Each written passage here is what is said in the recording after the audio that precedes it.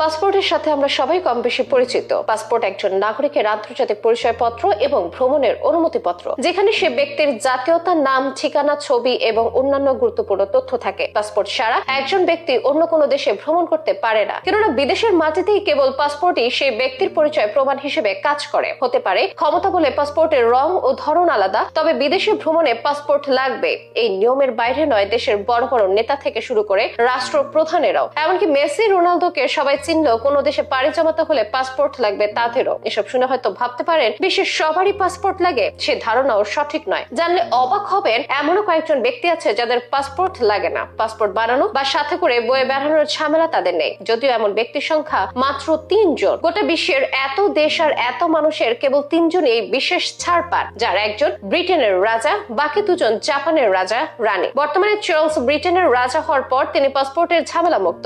এর আগে রানী এলিজাবেথের হাতে এই সুবিধা ছিল। এটি মূলত একটা দীর্ঘদিনের রাজনৈতিক ও কূটনৈতিক ঐতিহ্যের ফল। ব্রিটেনের রাজতন্ত্রের দীর্ঘ ইতিহাস আছে। এই ইতিহাসের ধারাবাহিকতা বজায় রাখতে এবং রাজাকে বিশেষ মর্যাদা দেওয়ার জন্যই এই নিয়ম। তাছাড়া বিশ্বের অনেক দেশের সাথে ব্রিটেনের দীর্ঘদিনের কূটনৈতিক সম্পর্ক রয়েছে। এই সম্পর্ককে আরো শক্তিশালী করতে রাজাকে বিশেষ সুবিধা দেওয়া হয়। যেমন ব্রিটেনের রানী এলিজাবেথ দীর্ঘদিন দেশের রানী ছিলেন। তিনি বিশ্বের বিভিন্ন দেশে ভ্রমণ করেছেন এবং সর্বত্র তাকে রাষ্ট্রপ্রধান হিসেবে স্বাগত জানানো হয়েছে। কখনো পাসপোর্টের ব্যাপারটা আসেনি। এরপর চার্লস ব্রিটেনের রাজা হওয়ার পরেও তার সেক্রেটারি তার দেশের পররাষ্ট্র দফতরের মাধ্যমে সব দেশে একটি নথি বার্তা পাঠান। চার্লস যেহেতু এখন ব্রিটেনের রাজা, তাই তাকে সম্মানের সঙ্গে বিভিন্ন জায়গায় যাতায়াতের অনুমতি দেওয়া হোক, এতে যেন কোনো প্রতিবন্ধকতা না থাকে। যদিও তার পাসপোর্টের প্রয়োজন হয় না, তবে রাজাকে অন্যান্য দেশে ভ্রমণের সময় কিছু ডকুমেন্ট দেখাতে হতে পারে। তবে ব্রিটেনের রাজা এই সুবিধা বা অধিকার পেলেও তার স্ত্রী বা পরিবারের অন্য কেউ তা পান না। অন্য দেশে যাওয়ার ক্ষেত্রে তাদের ডিপ্লোম্যাটিক পাসপোর্ট থাকা